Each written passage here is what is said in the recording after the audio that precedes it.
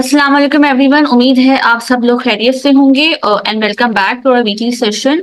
नाज़रीन, अगर आप लोग भी हमारे इन डेली लाइव सेशंस को ज्वाइन करना चाहते हैं, इसका हिस्सा बनना चाहते हैं, तो आप लोग हमारा चैनल लाइक एंड सब्सक्राइब जरूर करें। इसके साथ साथ आप लोग जो है वो नोटिफिकेशन बेल को जरूर प्रेस किएगा ताकि आप लोग हमारे जो डेली अपडेट्स हैं उससे नोटिफाइड रहें। तो नाज़रीन, आज जो हमारी सेशन करने का मकसद है, हम जो है आज हिस्ट्री ऑफ स्टॉक मार्केट को डिस्कस करेंगे और हमारे जो गेस्ट हैं वो मिस्टर रफीक मेमन उनका नाम है। और उनके हवाले से अगर मैं बताती चलूं तो he is associated with PSX since 2001। और जो है उसके बाद जो है वो उन्होंने attain the top most position to perform as director CEO of PSX since 2020। और उनके जो मिस्टर रफीक मेमन को जो है वो आइए हम इनवाइट करते हैं। अस्सलाम वालेकुम सर। जी वालेकुम सलाम and thank you for giving me the opportunity. मेरा correct name is Mohammad Rafiq Umar, not Rafiq Memon. Okay okay, sorry So sir. let me introduce myself जी जी if you बिल्कुल। allow me. Actually, I joined Pakistan Stock Exchange in 2001 and retired at the end of 2020. So almost 2 decades मैंने 20 साल वहाँ पे काम किया है हम्म और मुख्तलिफ कैपेसिटीज में। Initially as a head of law division hmm and then after 2-3 years I was given the charge of secretary to the board। और सेक्रेटरी टू द बोर्ड के साथ साथ मुख्तलिफ कमिटीज होती हैं हर कंपनी में और स्टॉक एक्सचेंज में पर्टिकुलरली। तो उन कमिटीज का भी सेक्रेटरी में ही कंटिन्यू रहा till the end of my tenure. So उसमें at the time of my joining it was Karachi stock exchange. ये म्यूचुअलाइज्ड एक्सचेंज थी और इसकी ओनरशिप 200 मेंबर्स के पास थी। वही ब्रोकर्स भी थे और वही ओनर्स भी थे। फिर वर्ल्ड वाइड डीम्यूचुअलाइजेशन के कॉन्सेप्ट प्रिवेल कर रहा था, तो स्टॉक एक्सचेंज के बोर्ड ने और एसईसी ने हमें गाइडलाइन प्रोवाइड की कि आप भी अपने एक्सचेंज को डीम्यूचुअलाइज करें। डीम्यूचुअलाइजेशन का पर्पस ये होता है कि आप ओनरशिप और ट्रेडिंग राइट्स को सेग्रीगेट करते हैं बेसिकली। और एक लंबा चौड़ा प्रोसेस है कि जिसका कॉन्सेप्ट शुरू किया हमने। शुरू में काफी हमें रेजिस्टेंस का भी सामना करना पड़ा और अल्टीमेटली हमने लोगों को कन्विंस किया और एक डीम्यूचुअलाइजेशन का लॉ गवर्नमेंट ने पास किया और इसके बाद डीम्यूचुअलाइजेशन का प्रोसेस हमारा स्टार्ट हुआ। हमारे जितने सीनियर मेंबर्स हैं स्टॉक एक्सचेंज के, जो आज भी हैं माशाल्लाह, उन्होंने हमें फुल सपोर्ट किया, हमें गाइडलाइंस प्रोवाइड की। बहुत हेक्टिक मीटिंग्स हुई हमारी और अल्टीमेटली ये डीम्यूचुअलाइज हो गई। कंपनी जो लिमिटेड बाय गारंटी थी initially, it was converted into the company limited by shares। और हमने एक वैल्यूएशन करवा के इसकी जो नेट वर्थ बनती थी उसके मुताबिक shares paid up capital create किया और उस वक्त जो हमारे 200 मेंबर्स थे उनको इक्वली ये shares without any consideration allocate किए। और साथ ही साथ यही 200 मेंबर्स थे वो हमारे ब्रोकर्स भी रहे and they were called as trading right entitlement certificate holder, TREC holders आज के दौर में जैसे हम पहचानते हैं। So that was the process of demutualization। अब उस वक्त पाकिस्तान में वो 3 स्टॉक एक्सचेंजेस थी। PSX या Karachi stock exchange was the oldest and the Pioneer और बाकी 2 एक्सचेंजेस थी वो इस्लामाबाद में थी, वो लाहौर में थी। हम उन तीनों एक्सचेंजेस ने एक ही वक्त में डीम्यूचुअलाइज किया अपने आप को और अपने अपने मेंबर्स को शेयर्स इश्यू किए। Now the next process was to invite the share holders from outside the world. Government of Pakistan की एक ख्वाहिश थी कि इसमें फॉरेन शेयर होल्डिंग आनी चाहिए। तो ये प्रोसेस हमने शुरू किया। एक्सप्रेशन ऑफ इंटरेस्ट इनवाइट किए मुख्तलिफ कंट्रीज से, जिसमें यूके है, टर्की है और चाइना है। वहां से हमें इंटरेस्ट शो किया गया, हमने सबको एवेल्यूएट किया और अल्टीमेटली चाइनीज कंसोर्शियम जो 5 मेंबर्स हैं, एक पाकिस्तानी HBL है उसमें और 4 स्टॉक एक्सचेंजेस और फ्यूचर एक्सचेंजेस हैं चाइना की। इन्होंने 40% शेयर्स एक्वायर किए at the rate of ₹28 at that time. तो उसके बाद उनके कुछ कंडीशंस थे, उनको हमने मैनेजमेंट के पावर्स दिए टू सम एक्सटेंट और उन्होंने 40% शेयर्स एक्वायर कर लिए। Remaining 60% remain with the shareholders locally इसमें इंस्टीट्यूशंस भी थी और ब्रोकर्स भी थे प्राइमरीली, और इस तरह से ये सिलसिला शुरू हुआ। चूंकि चाइनीज ने शेयर होल्डिंग एक्वायर की तो उनकी रिप्रेजेंटेशन फिर बोर्ड पर भी आई, तो इस तरह से ये काम हुआ। लेकिन इन बिटवीन एक चीज मैंने स्किप की है कि जब तीनों stock exchanges for available for sale, तो वहाँ कंपटीशन थी और फॉरेनर्स को थोड़ी सी दिक्कत हो रही थी कि कौन सी एक्सचेंज की तरफ हो जाए। तो अल्टीमेटली एसईसी ने इसमें बड़ा इम्पोर्टेंट रोल प्ले किया। उन्होंने तीनों स्टॉक एक्सचेंजेस के बोर्ड को, मैनेजमेंट को एग्री करवाया, और अल्टीमेटली एक कंसोलिडेशन हुई, इंटीग्रेट हुई तीनों स्टॉक एक्सचेंजेस, और लाहौर इस्लामाबाद का जो ट्रेडिंग का लाइसेंस था एज ए स्टॉक एक्सचेंज, वो उन्होंने सरेंडर किया, और उनके जितने मेंबर्स थे या ब्रोकर्स थे उनको हमने फ्री ऑफ कॉस्ट पीएसएक्स के ट्रेडिंग राइट्स दिए।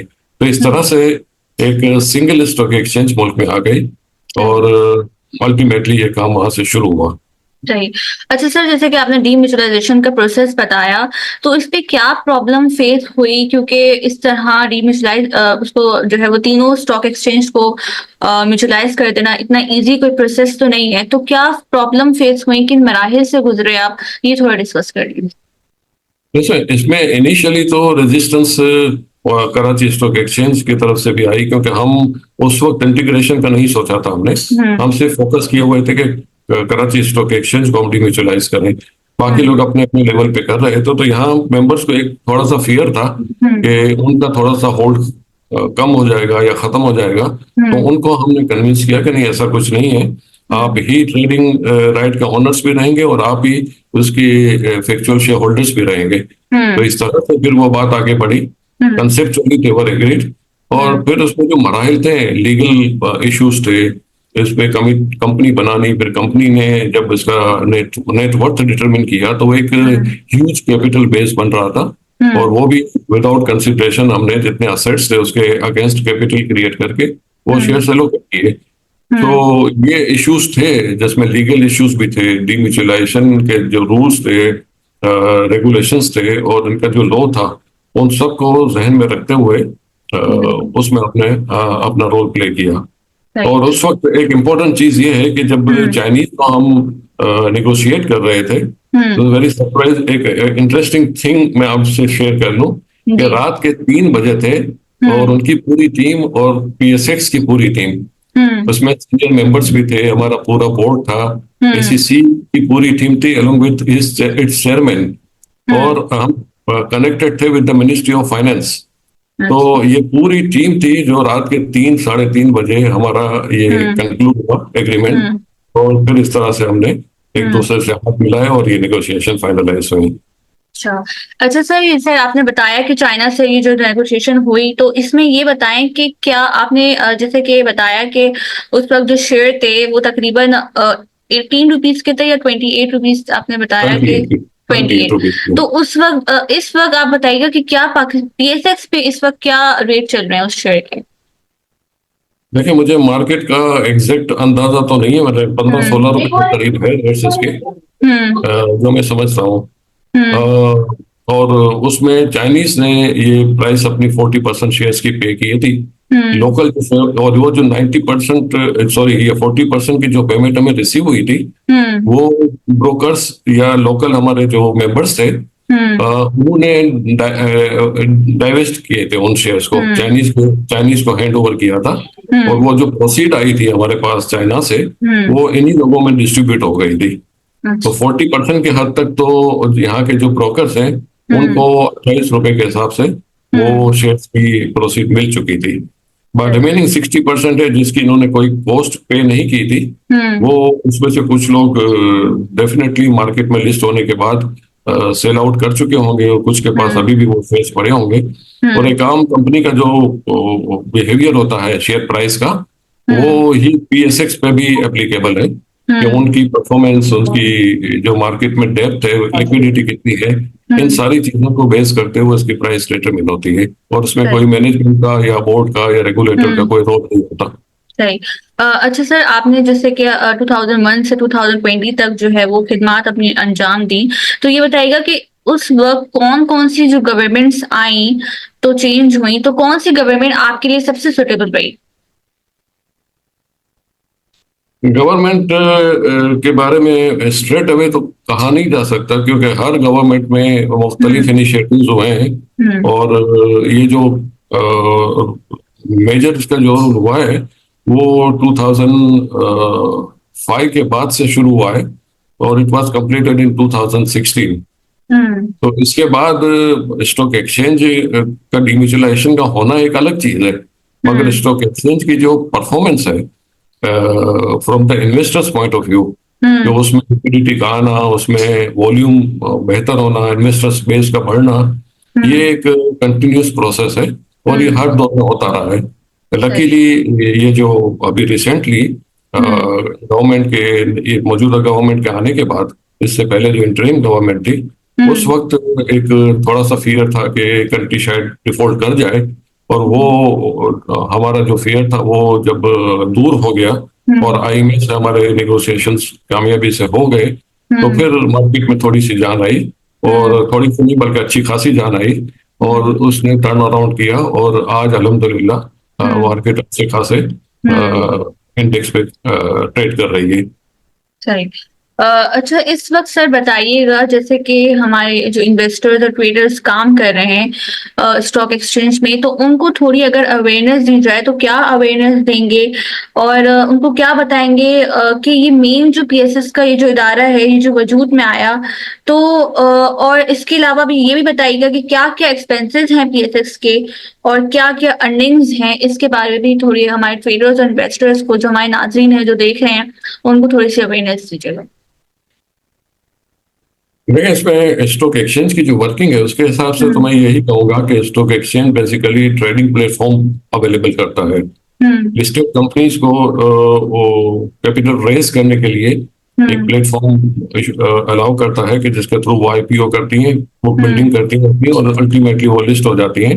और हुँ, उसके बाद सेकेंडरी मार्केट शुरू हो जाती है, जिसमें लेन देन करते हैं लोग, और उसमें फिर लोग डिमांड सप्लाई की बेस पे प्राइस डिटरमिन होती है, और हुँ, किसी भी शेयर पे वो इसमें अपनी इन्वेस्टमेंट करते हैं। हुँ, स्टॉक एक्सचेंज की जहां तक बात है वर्किंग की, इसमें यह है कि स्टॉक एक्सचेंज में जो भी शेयर्स की ट्रेड होती है, वो हुँ, अल्टीमेटली इसकी दो एसोसिएटेड कंपनीज हैं। एक सेंट्रल डिपॉजिटरी है, CDC, and hmm, other other one is national clearing. Hmm, national clearing इसकी डिलीवरी एंड सेटलमेंट का फंक्शन करता है, आप लोगों को पता होगा। और बिल्कुल। अल्टीमेटली वो शेयर्स हेल्ड किए जाते हैं, हुँ, या उसकी कस्टडी होती है वो सीडीसी में होती है। तो हुँ, ये तीन इदारे हैं, वो मिलजुल के कोलेबोरेशन में काम कर रहे होते हैं। अब हुँ, इसमें स्टॉक एक्सचेंज के पार्ट पे और ये बाकी जो दो इंस्टीट्यूशंस हैं, हुँ, उनके पार्ट पे बहुत बड़ी चेंजेस आई हैं, उनके आईटी सिस्टम में, उनके रेगुलेटरी फंक्शंस में, उनके रिस्क मैनेजमेंट में। तो इस वक्त जो सिस्टम है वो काफी रोबस्ट है। हुँ, यहाँ तक कि आप अंदाजा लगा लें कि हमारा आईटी सिस्टम इस वक्त इतना ज्यादा वॉल्यूम के साथ भी हुँ, बहुत सक्सेसफुली रन कर रहा है, और किसी किस्म का कोई इसमें हिकअप्स नहीं आती। इसी हुँ, तरह से ब्रोकर्स के डिफॉल्ट, उस जमाने में बहुत ज्यादा रिस्क रहता था कि हुँ, ब्रोकर्स डिफॉल्ट कर जाए, या उनके रिस्क मैनेजमेंट फेल हो जाए, हुँ, या उनके क्लाइंट्स किसी तरह से वो डिफॉल्ट करके डिसअपियर हो जाए। हुँ, तो इस किस्म के चांसेस तकरीबन जीरो हो गए। जी, इस बिल्कुल। वक्त रिस्क मैनेजमेंट के जो रूल्स हैं वो बड़े रोबस्ट हुँ, हैं, बहुत हुँ, स्ट्रिंजेंट हैं, और वो ऐसी सिचुएशन क्रिएट ही नहीं होने देते। हुँ, फिर ये लोगों को बहुत ही ऑनलाइन बेसिस पे उनकी हुँ, ट्रेडिंग की कंफर्मेशन मिलती रहती है, from there um, brokers, from national um, clearing, from PSX. तो ये एक अच्छी बात है। सही। अब जो बात आपने दूसरी कही कि स्टॉक हुँ, एक्सचेंज की इनकम और एक्सपेंसेस की, जी, तो बिल्कुल। अगर उनके फाइनेंशियल लेटेस्ट तो मेरे पास नहीं है, उनकी अगली एजीएम गालिबन थोड़े दिनों में या अगले महीने होने वाली होगी, तो उसमें शेयर होल्डर्स इस चीज को रेज कर सकते हैं और क्वेश्चन भी हुँ, कर सकते हैं, क्योंकि हुँ, ये प्योरली शेयर होल्डर्स का मैटर है। और डेफिनेटली इन्वेस्टर्स का इसलिए है कि इन्वेस्टर्स किसी कंपनी की परफॉर्मेंस को देखते हुए उसमें इन्वेस्ट कर रहे होते हैं। तो हुँ, मेजर इसके जो हेड्स हैं, जो मेरी नॉलेज में है, जितना कि मुझे ड्यूरिंग माय टेन्योर मैंने लर्न किया वहां पे, तो हुँ, उसकी जो मेजर इनकम है वो एक तो लिस्टिंग फी है। एक कंपनीज जब लिस्ट होती हैं तो उनसे इनिशियल लिस्टिंग फी ली जाती है eight the time of listing. और फिर सारी लिस्टेड कंपनीज हैं 500 या से कुछ थोड़ी सी ज्यादा, वो एनुअल बेसिस पे भी एक एनुअल लिस्टिंग फी पे करती हैं। तो एक तो हेड ऑफ इनकम ये है। दूसरा हेड ऑफ इनकम है इनकी ट्रेडिंग फी, जिसे उर्फ आम में लागा कहा जाता है। और ये जितने भी इन्वेस्टर्स ट्रेड करते हैं वो कंट्रीब्यूट करते हैं थ्रू देयर ब्रोकर्स, और स्टॉक एक्सचेंज ब्रोकर्स को चार्ज करती है और उनसे कलेक्ट करती है। ये एक मेजर है, जितना वॉल्यूम ज्यादा होगा इतनी ये इनकम हमारी स्टॉक एक्सचेंज की ज्यादा होगी। तो ये एक हमें पॉजिटिव सिग्नल मिला है व्हेन द मार्केट अराउंड। तीसरा जो है कि स्टॉक एक्सचेंज की इन्वेस्टमेंट है उसकी एसोसिएटेड कंपनीज में, जिनका जिक्र मैंने अभी किया। वन इज सेंट्रल डिपॉजिटरी और एक नेशनल क्लियरिंग। उसमें सब्सक्रिप्शन शेयर होल्डिंग है, तो उनकी भी जो अर्निंग होती है और वहां के जो बोर्ड ऑफ डायरेक्टर्स की तरफ से अनाउंसमेंट्स होती है फॉर द डिविडेंड, तो वो डिविडेंड की अमाउंट स्टॉक एक्सचेंज को भी रिसीव होती है। तो ये मेजर है। इसके अलावा छोटे छोटे होते हैं, कोई प्रॉपर्टी है तो वो रेंट पे दे दी within the stock exchange premises, या कोई डेटा वेंडिंग का कोई अरेंजमेंट हो गया किसी इदारे के साथ और डेटा प्रोवाइड करने से वो जो इनकम होती है। तो ये छोटे छोटे वो हैं जरा है आमदनी के।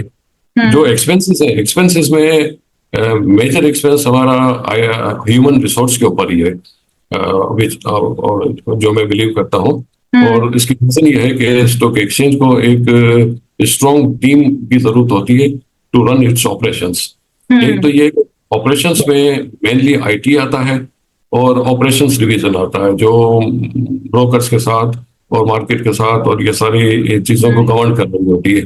तीसरा बड़ा डिपार्टमेंट है रेगुलेटरी अफेयर्स, क्योंकि हम basically stock exchange is a front line regulator. तो फ्रंट लाइन रेगुलेटर के तौर पे हम लिस्टेड कंपनीज को भी गवर्न कर रहे होते हैं, और हम अपने ब्रोकर्स को, मेंबर्स को भी गवर्न करते हैं, और उनके इन्वेस्टर्स को भी। और उसमें मार्केट सर्वेलेंस का डिपार्टमेंट है, वो भी एक मेजर रोल प्ले कर रहा होता है कि कोई किसी किस्म की मैनिपुलेटिव एक्टिविटीज ना होने पाए। तो ये मेजर एक्सपेंसेस हैं। अब इन एक्सपेंसेस में कितना बैलेंस होना चाहिए, कितना मतलब एक्सपेंसेस की लिमिट होनी चाहिए एक इदारे को चलाने के लिए, ये मैनेजमेंट और बोर्ड का मामला है, और they are accountable finally to the share holders.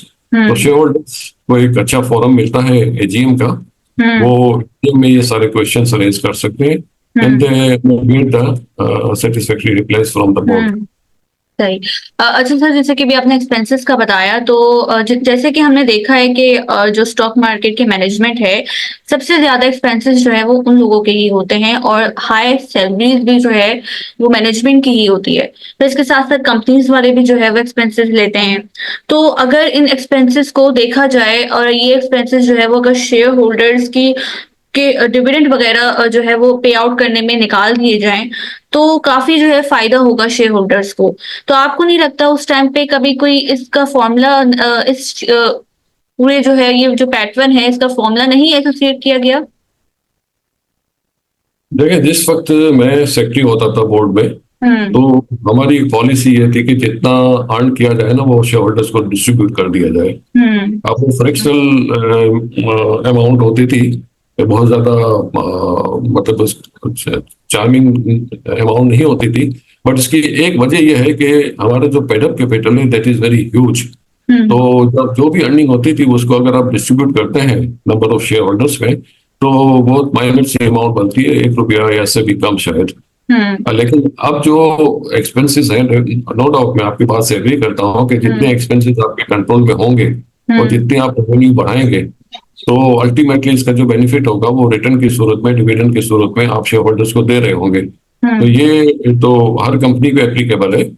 अब बात आ जाती है कि कितने हाई साइड पे एक्सपेंसेस हैं ह्यूमन रिसोर्स के या मैनेजमेंट के, तो ये तो डेफिनेटली मुझे इसका अंदाजा नहीं है कि इस वक्त क्या है और क्या मार्केट रेट्स होने चाहिए, क्योंकि मार्केट को भी मद्देनजर रखना पड़ता है। स्टॉक एक्सचेंज एक ऐसी लाइन ऑफ बिजनेस है कि जिसमें एक्सपर्टीज मिलना जरा मुश्किल होती है, क्योंकि हम जब भी तलाश करने जाते थे ह्यूमन रिसोर्स को, तो हमें वो एक्सपीरियंस बंदे मिलते नहीं थे। तो ये भी एक चीज है कि लोगों की यहाँ पे जरूरत है, अच्छे एक्सपर्ट लोगों की, और उनका कितना होना चाहिए, जस्टिफाइड क्या पैकेज होना चाहिए, ये तो फिर वो बोर्ड ही डिसाइड करता है। और बोर्ड इसकी जो जस्टिफिकेशन है वो शेयर होल्डर्स को दे सकता है। दे सकते हैं। तो इस पॉइंट पे पार्टिसिपेंट्स जो हमारे साथ मौजूद हैं उनसे रिक्वेस्ट करूंगी कि अगर किसी की भी कोई भी क्वेरी हो जो सर से पूछना चाहे वो डिस्कस कर ले।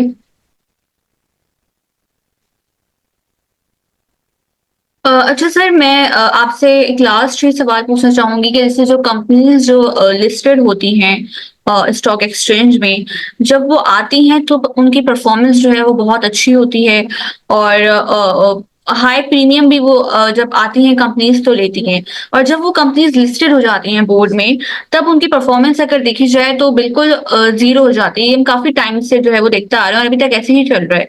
तो इससे क्या होता है, लोगों को कि काफी जो है वो पैसे डूब जाते हैं, क्योंकि लोग जो है वो जब कंपनीज लिस्टेड होती हैं आती हैं तो लोग जो है वो काफी इन्वेस्ट कर लेते हैं, ले लेते हैं वो शेयर। तो क्या आपको नहीं लगता कि इस पे कोई काम होना चाहिए? नहीं, डेफिनेटली इस पे काम जरूर होना चाहिए। हम्म। लेकिन एक चीज की मैं वजाहत कर दूं कि जब एक कंपनी लिस्ट होने आती है हम्म। तो उसका एक प्रोस्पेक्टस पब्लिश होता है। हम्म। और उस प्रोस्पेक्टस का मकसद यही होता है कि लोग इसमें रिस्क एंड रिवॉर्ड को हम्म। स्टडी करें केयरफुली और इसके बाद इन्वेस्ट करें। और हम्म। कैलकुलेटेड रिस्क इसमें एवेल्यूएट करके फिर इसमें अपनी इन्वेस्टमेंट करें ताकि इनको कम हम्म। से कम किसी चीज का नुकसान होने का खतरा हो। हम्म। जहां तक बात आपने कही प्रीमियम की या हाई वैल्यू पे, तो हम्म। बुक बिल्डिंग का एक सिस्टम है और उस बुक बिल्डिंग में लोग बिड्स अपनी सबमिट करते हैं और वहां से हम्म। डिटरमिन होती है। हम्म। सो ये प्राइस डिटरमिन होती है लोगों की बिड्स एंड ऑफर के थ्रू। और हम्म। उसमें कॉर्पोरेट्स इन्वॉल्व होते हैं या इंडिविजुअल्स इन्वॉल्व होते हैं जो हाई नेटवर्थ हैं, जिनकी एक आई सपोज कि 1 मिलियन से कम पे तो वो अलाउ भी नहीं करता बुक बिल्डिंग का सिस्टम। तो हम्म। वहाँ पे सिर्फ हाई नेटवर्थ होते हैं, फिर वहां से जो प्राइस डिटरमिन होती है उस स्ट्राइक प्राइस पे फिर आईपीओ होता है, जिसमें हम्म। कि छोटे शेयर होल्डर्स पार्टिसिपेट करते हैं। हम्म। तो ये शेयर होल्डर्स का अपना जिम्मा भी है कि वो अपनी विजडम यूज करें और देखा देखी में ना करें कि चलो ये हम्म। बंदा कर रहा है तो मैं भी ये शेयर बाई कर लूं। क्योंकि हम्म। मार्केट में जब लिस्ट होती है तो उसके बाद भी अपॉर्चुनिटीज होती हैं कि आप कुछ अर्से के बाद अच्छी हम्म। कंपनी में अपनी इन्वेस्टमेंट करें और उसके बाद आप प्रॉफिटेबल रहें। हम्म। चंद इक्का दुक्का कंपनियां जरूर होंगी कि हम्म। जिनकी वैल्यू कुछ अरसे के बाद जीरो हो गई, मगर मोस्ट ऑफ द कंपनीज हैं कि जो थोड़ा सा सफर करती हैं और हम्म। फिर थोड़ा सा इसके बाद कुछ बुरा वक्त देखने के बाद हम्म। हालात से मुकाबला करके वो ऊपर खड़ी भी हो जाती हैं। और ऐसी बिल्कुल। ऐसी भी कंपनियां हैं कि जिन्होंने एक अरसे बहुत, जब बिल्डिंग का सिस्टम नहीं था हम्म। उस वक्त 10 रुपए का जो शेयर इशू किया था, आज वो हंड्रेड्स में है उनकी वैल्यू।